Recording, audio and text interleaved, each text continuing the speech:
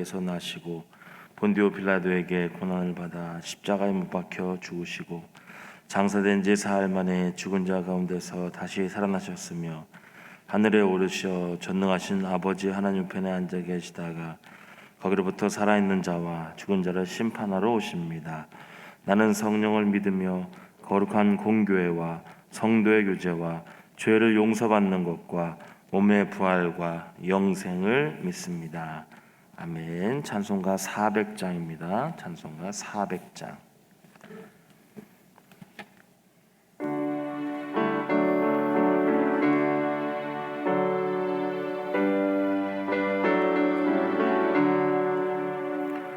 험한 시험물 속에서 나를 건져주시고 노한 풍랑 지나도록 나를 숨겨주소서. 주여 나를 돌보시사 거의 품어주시고 험한 풍파 지나도록 나를 숨겨주소서. 권세 능력 무한하사 모든 시험 이기고 풍랑까지 다스리는 주님 앞에 비우니 주여 나를 돌보시사 거의 품어주시고 험한 풍파 지나도록 나를 숨겨주소서. 죄악 길에 빠진 이 몸 깜깜한데 헤매며 부르짖는 나의 예원 들으소서. 내 주여 주여 나를 돌보시사 거의 품어주시고 험한 풍파 지나도록 나를 숨겨주소서.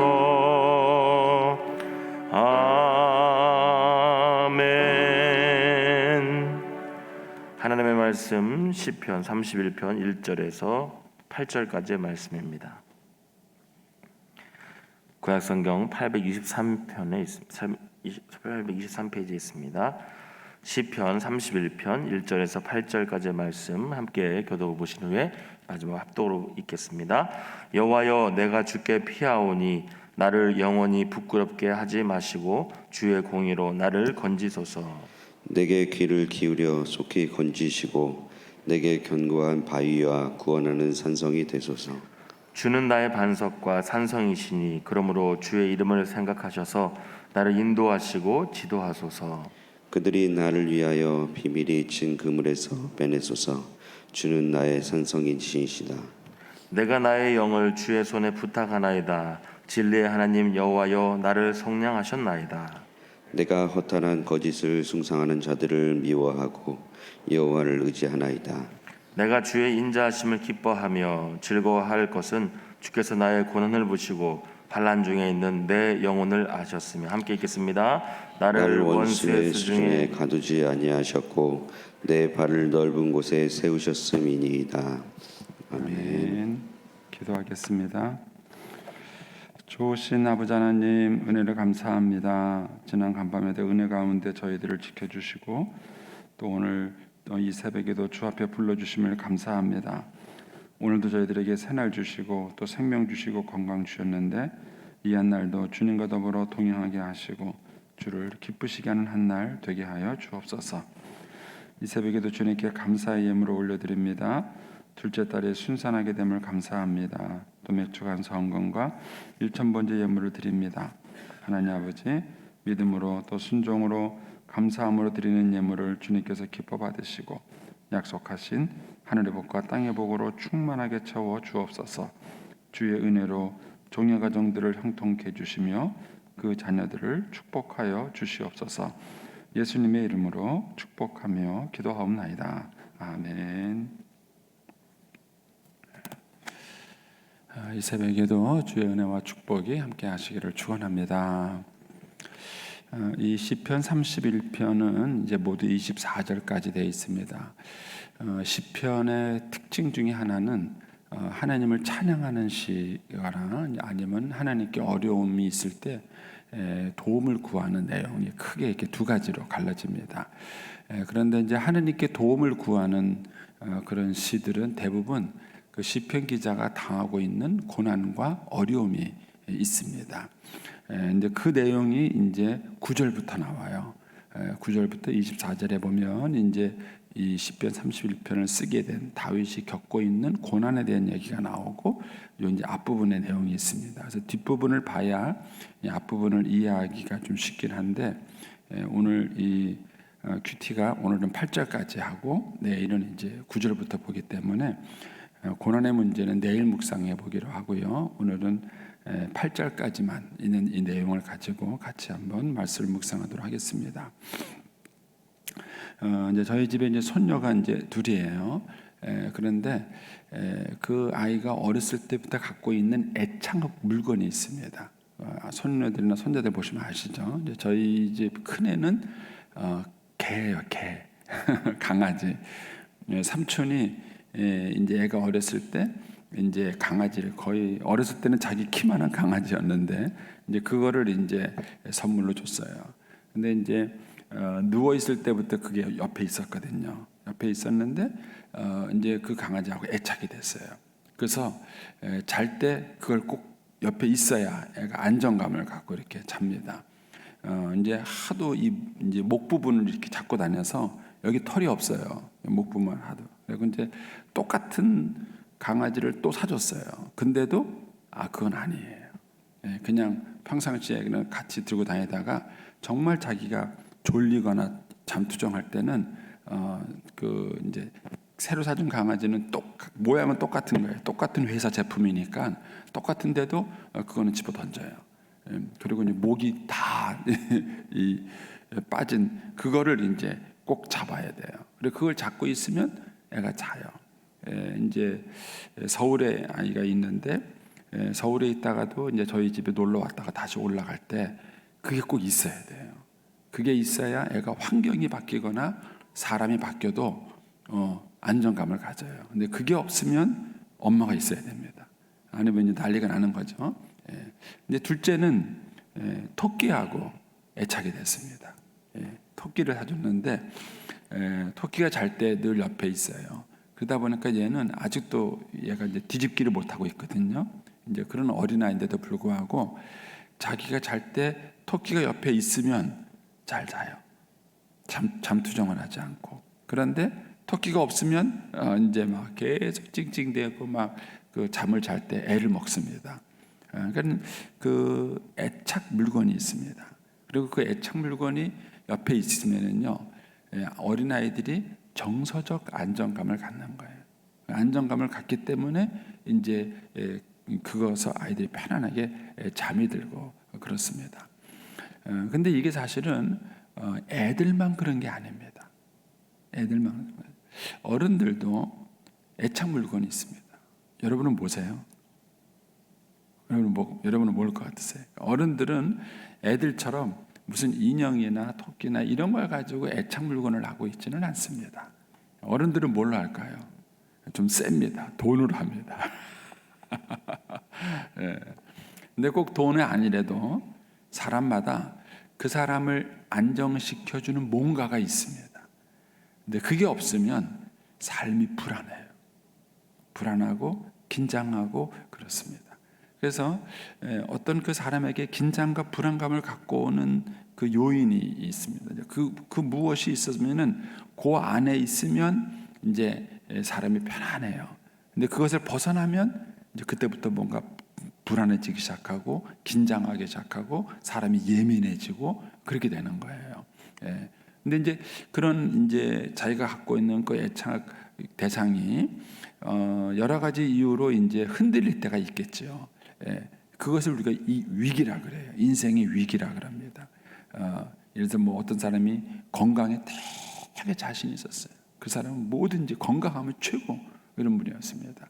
근데 이런 분이 어느 날 건강을 탁 꺾여요. 그러면 굉장히 불안해지기 시작하는 겁니다. 예, 왜냐하면 그 전까지는 뭐든지 건강하면 자신이 있었는데 이제는 건강한 자신이 없는 거예요. 그때부터 그 사람은 삶의 불안감을 갖게 되는 것이지요. 예, 그런 것처럼 사람이 뭔가의 애착 대상이 있습니다. 신앙인은 그 애착 대상이 누구여야 하겠습니까? 그 애착 대상이 하나님이어야 하는 것입니다. 하나님. 그래서 다윗이 하나님을 나의 산성이다. 거기 이제 3절 말씀 가보시면은요. 주는 나의 반석과 산성이시니 이런 말입니다. 주는 나의 반석과 산성이시니. 다윗이 이런 표현을 하나님을 향해서 이런 표현을 많이 하죠. 그 2절에도 중간에 보시면 내게 견고한 바위와 구원하는 산성이 되소서 이렇게 말을 합니다. 그러니까는 다윗에게 있어서 정서적 안정감을 주고 어떤 삶의 위기와 어려움이 있을 때에 그의 마음을 편안하게 해주는 것은 뭐냐면은 하나님이에요. 그러니까 하나님이 자기 반석이고 하나님이 자기 산성이고 하나님이 자기 피난처인 거예요. 그러니까 이것이 다윗에게 있었기 때문에 주변 사람들이 다윗을 막 공격하고 비난하고 심지어는 다윗이 죽음에 빠질지 모른다는 그런 위기 가운데 있어도 다윗이 그게 흔들리지 않는 거예요. 근데 제가 이제 목회를 하면서 이렇게 보면은요, 신앙생활을 하는데도 이게 없는 분이 의외로 많아요. 의외로 많아요. 그러니까 우리가 삶을 살아가다 보면 남편하고 갈등이 있고 또는 이제 자녀들하고 갈등이 있고 또는 직장 생활에서 위기도 겪고 그렇잖아요. 그런데 그런 위기와 어려움이 있을 때 그 불안도가 굉장히 그 큰 사람이 있어요. 그러니까 이제 그 전문 용어 가운데 회복 탄력성이라는 게 있습니다. 회복 탄력성. 예를 든다면은 고무줄 같은 경우는 이렇게 당겼다가 탁 놓으면은 고무줄이 좋은 고무줄은 뭐죠? 딱 당겼다 놓으면 탁 원위치로 돌아갑니다. 그런데 이제 고무줄이 좀 오래돼 가지고 낡으면 뭐죠? 쭉 늘어났는데 잘 안 줄어들어요. 이거를 회복 탄력성을 잊어버린 거라 그런 거예요. 회복 탄력성을 잊어버린 거예요. 근데 이게 이제 정신적인 문제에 있을 수 있다는 것입니다. 정신적인 문제에 있어서 어떤 이제 사람들이 삶의 위기와 어려움이 왔을 때에 그 어려움을 이게 잘 잡아주는 능력, 그거를 회복 탄력성이라 그래요. 근데 그런 회복 탄력성이 큰 사람이 인생이 건강한 사람인 거예요. 그런데 회복 탄력성이 작은 사람이 있어요. 어떤 위기 때문에 고무줄이 한번 탁 늘어났는데 안 되는 거예요. 여성분들은 이제 피부가 옛날 같지 않죠. 옛날에는 이렇게 이런데 뭐 자고 일어나도 금방 했는데 아침에 베개에다 꼭 눌렸는데 이게 하루 종일 가요. 이게 그러면 이제 피부가 탄력성을 잃은 거죠. 회복 탄력성을 잃은 거죠. 근데 그런 게 이제 마음에도 있다는 거예요. 마음에도.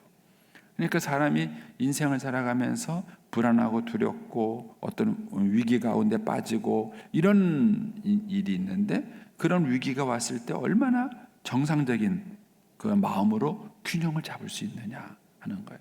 그런데 그 회복 탄력성을 갖고 있게 하는 정서적 안정감을 주는 대상이 뭐냐는 거예요. 그게 신앙인에게 있어서는 하나님인 거예요. 그런데 하나님을 믿으면서도 남편과의 관계가 어려워지면요 확 추락하는 분이 있어요. 하나님을 믿으면서도 사업에 어려운 문제가 생기면은 확 붙이라요. 물론 우리가 시련과 어려움을 당하면은 약간 의기소침해지기는 하는 거예요. 그러나 근본적으로 우리가 하나님을 믿고 의지한다면 그런 어떤 위기 가운데 있을지라도 그 회복 탄력성이 좋아야 돼요. 이 다윗은 그런 영적 회복 탄력성이 아주 좋았던 사람이에요. 근데 그 비결이 이제 오늘 본문에 우리가 두 가지가 나오는 거예요. 첫 번째가 뭡니까? 1절을 보겠습니다. 1절에 보면은 주 여호와여 내가 주께 뭐 한다? 피하오니 하는 거예요. 여러분 위기가 있을 때 여러분은 어디로 피하세요? 여러분들의 삶의 위기와 어려움과 힘든 일이 있을 때 어디로 피하는가? 아니 피할 때가 있기는 한가 하는 거예요. 피할 때가 있기는 한가. 저도 이제 살아오는 동안에 참 힘들고 어려울 때가 있었는데 제가 아는 연락처를 다 넘겨봤는데 그 순간에 연락할 때가 한 군데도 없더라고요. 그 순간에 연락할 때가 그때가 제가 인생을 못 살았냐? 그건 아니에요. 이런 어렵고 힘든 얘기를 있는 그대로 털어놓고 다 얘기했을 때 그거를 정말 나처럼 그 얘기를 들어주고 내 얘기를 지켜주고 할 사람이 없더라고요. 그리고 또 그런 위기 속에서 정말 나를 위로해 줄 만한 사람이 없더라고요. 근데 하나님이 이제 그런 시간들을 통해서 하나님만 바라보는 훈련을 이제 물론 저에게 시켜주셨어요. 저도 이제 지금까지 인생을 뒤돌아보면서 지금까지 회복 탄력성을 유지해 오면서 여기까지 살아올 수 있었던 것은 뭐냐면은 하나님이 나의 피난처가 되셨기 때문에. 하나님의 피난. 그래서 우리가 나와 너의 갈등이 있을 때 나와 너의 문제만 가지고 막 분노하거나 또는 뭐 좌절하거나 또는 상대방을 공격하거나 이러는 사람은 신앙인이 아니에요. 신앙인이라는 것은 나와 너의 갈등이 있는데 그 사이에 누가 있느냐면은 하나님이 계신 거예요. 하나님. 그래서 나와 너 사이에 위기가 있고 갈등이 있고 어려움이 있지만 그것을 감당할 수 있도록 도와주는 하나님이 계신 거예요. 그러니까 여러분의 삶 속에 그런 위기가 있을 때 과연 하나님이 어떤 역할을 해주고 있는가? 과연 하나님이 여러분의 그런 삶의 위기에서 여러분들의 회복 탄력성을 유지할 수 있도록 하나님이 얼마나 힘이 되는가? 그것이 진짜 신앙인의 참 모습인 거예요. 그러니까 다윗은 우리가 아는 것처럼 고난과 환난을 참 많이 당한 사람이에요. 근데 그런 어려움을 많이 겪었지만 다윗에게는 피난처가 있었어요. 늘 다윗은 하나님께 찾아갔고 하나님께 자기 마음을 쏟아놓고 하나님의 위로와 안식을 그가 받았다는 것이죠. 자, 거기 이제 보시면 5절 말씀을 보십시오. 다윗이 또 이렇게 말하죠. 내가 나의 영을 주의 손에 부탁하나이다. 뭐 비슷한 말 들은 적이 없으세요? 예수님이 십자가에서 죽으실 때 아버지여 내 영혼을 아버지 손에 부탁하나이다 하면서 예수님이 십자가에서 운명을 하실 수 있었어요. 그러니까 여러분이 이렇게 하나님을 믿고 의지할 수 있는가? 그래, 망하면 망하는 거지. 하나님이 이러다가 나 망하면은 뭐 알아서 해주시겠지. 뭐 이런 마음을 가지고 내가 에스더처럼 죽으면 죽으리라. 내가 망하면 망하리라. 이런 마음을 가질 수 있겠는가? 그러니까 다윗에게 있어서는 하나님이 그런 분이었어요. 그래서 거기 조금 더 내려가면 이제 다윗이 이제 그런 얘기를 하죠. 7절 가보십시오. 7절 가보시면 이렇게 말합니다. 내가 주의 인자하심을 기뻐하며 즐거워할 것은 이겁니다. 내가 하나님을 피난처 삼고 내가 하나님을 의지하고 하나님이 나의 산성이 되시는 이유가 뭐냐? 그 이유가 뭐냐를 이게 설명해요. 주께서 나의 고난을 보시고 그런 거예요. 여러분들이 고난과 어려움 가운데 있을 때 하나님이 그거를 보시고 계신다고 생각하세요. 이때 하나님이 멀리 계신다고 생각하는 거예요. 하나님이 내 사정을 모른다고 생각하는 거예요. 그런데 다윗은 그런 고백을 하는 거예요. 나의 고난을 보고 계시고 그 다음에 뭐죠? 환난 중에 있는 내 영혼을, 내 마음을, 내 심령의 상태를 그런 거예요. 내 속에 있는 그런 어떤 그런 외롭고 힘들고 분하고 억울하고 그런 이런 내 영혼의 상태를 뭐 한다고요? 아셨으며. 하나님은 보시고 그 다음에 아시는 분이에요. 그 다음에 8절에 가면은 뭐라고요? 나를 원수의 수중에 가두지 아니하여 주셨고, 원수들에게 나를 끝내는 버려두지 않으시고, 그 다음에 내 발을 넓은 곳에 세우셨습니다. 이게 믿음이에요. 다윗에게는 이 믿음이 있었던 거예요. 그러니까 현실적으로는 하나님의 위로가 안 느껴져요. 현실적으로는 내가 지금 어려움을 겪고 있는 거예요. 어떤 어려움이냐? 거기에 4절에 가면은 그런 말이 나와요. 그들이 나를 위하여 비밀이 친 그물. 이게 뭔지는 이제 9절 이하에 나옵니다. 내일 아침에 묵상을 하겠습니다. 근데 그들이 나를 위하여 비밀이 친 그물. 생각지 못한 곳에 내가 그물에 덜컥 거버린 거예요. 그리고 그렇게 날 함정에 빠뜨리려고 사람들이 나를 모함한 거예요. 그러니까 이런 상황 속에 있을 때 하나님의 손길이 전혀 느껴지지 않을 때 그때도 다윗은 뭘 알았냐면은 하나님의 이 모든 상황을 보신다. 이걸 보고 계신다. 그리고 알고 계신다. 이 믿음이 다윗에게 있었고 그리고 하나님의 이런 모든 것들로부터 저를 건지신다. 제가 이제 그 목회하다가 어려움을 겪을 때가 있었어요. 근데 이제 그 문제가 이제 해결되고 난 다음에 어떤 권사님이 저를 찾아왔어요. 그래서 저한테 이러더라고요. 목사님, 어떻게 그거를 한 번도 내색하지 않으셨어요? 저한테 그러더라고요. 저는 그 말에 놀랐어요. 내가 내색을 한 번도 안 했나? 저는 그 기간 동안 죽는 줄 알았거든요. 그 힘들고 어려운 시간 동안에 저는 막 죽을 고생하고 막 죽는 줄 알았는데 그분은 저한테 그러시더라고요. 어떻게 목사님, 자기들이 전혀 눈치채지 못했다는 거예요. 어떻게 보세요? 한 번도 내색하지 않으셨어요? 저한테 그러더라고요. 그리고 난 다음에 제가 가만히 뒤를 돌아보니까는요, 하나님이 저의 힘이 되어 주신 거더라고요. 하나님이 힘이 되어 주신. 여러분, 우리가 인생을 살아가면서 그런 어떤 힘들고 어려운 상황 속에 우리가 있을 때 믿음이 있다는 건 뭐냐? 그 사이에 하나님을 끼워 넣는 거예요. 그 사이에 하나님을 끼워 넣는 게 믿음이고 내가 분하고 억울한 것을 그 사람에게 다 쏟아놓지 않는 게 믿음이에요. 믿음이 없는 사람은 나와 너밖에 없으니까 제가 그 사람에게 당하는 그런 분하고 억울하고 힘든 거를 사람에게 다 쏟아놔야 되고 내가 이걸 내가 어떻게 해야 되지 하면서 막 고민하는 거죠. 그러나 다윗은 하나님이 계셨어요. 그래서 그 하나님께 그것을 쏟아놓는 거죠. 자, 그 마음이 이제 1절부터 있는데 다시 한번 이제 그걸 생각하면서 1절부터 보겠습니다. 여호와여, 내가 주께 피하오니 나를 영원히 부끄럽게 하지 마십시오. 하나님, 내가 이대로 망해버리면 사람들이 나 손가락질하지 않겠습니까? 내 인생이 부끄러지지 않겠습니까? 하나님, 나 부끄럽게 하지 마세요. 그리고 뭐라면서 주의 공의로 나를 건지소서. 다윗은 이런 상황에서도 떳떳하게 살아간 거예요. 바르게 살아간 거예요. 그래서 하나님이 공의의 하나님이 아니십니까? 하나님께서 공의로 이것을 심판해 주세요. 그렇게 말합니다. 그래서 2절에 내게 귀를 기울여 속히 건져 주십시오. 하나님, 내 탄식에, 내 기도에, 내 간구를 들으시고 하는 날이 환난 가운데서 속히 거예요. 하나님이 나의 바위와 구원하는 산성이 되어 주십시오. 3절에 주는 나의 반석과 산성이시니 그러므로 주의 이름을 생각하셔서 나를 인도해 주시고 이 어려운 상황에 내가 어떻게 살아가야 되는지 내가 어떻게 대처해야 되는지 하늘 나를 인도해 주시고 나를 지도해 주십시오. 그들이 나를 비밀히 친 그물에서 나를 빼내 주십시오. 주님은 나의 산성이십니다. 그러면서 이제 5절에 4절까지가 기도라면 5절부터 8절까지는 자기의 믿음을 고백하는 거예요. 5절에 내가 나의 영을 주의 손에 부탁하나이다.